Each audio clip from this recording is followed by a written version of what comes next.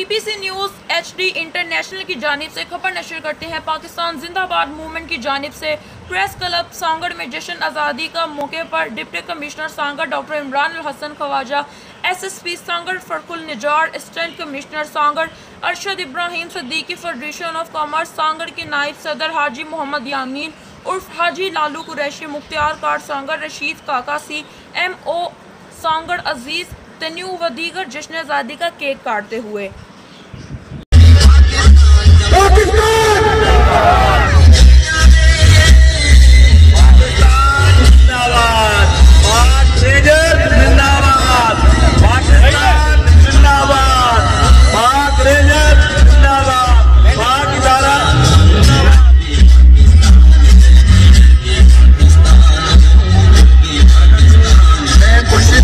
बहुत शुक्रगुजार हूँ, इब्राहिम शाह का बहुत शुक्रगुजार हूँ,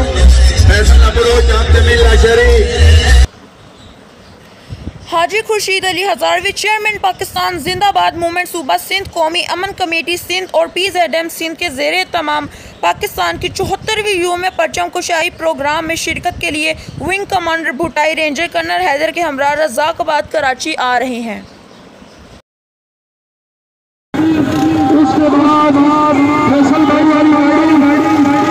आप आगे ले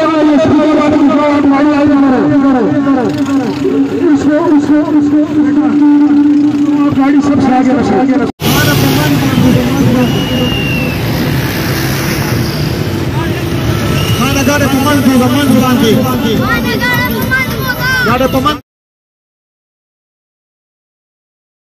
करते हैं कि ये इस अमन के सिलसिले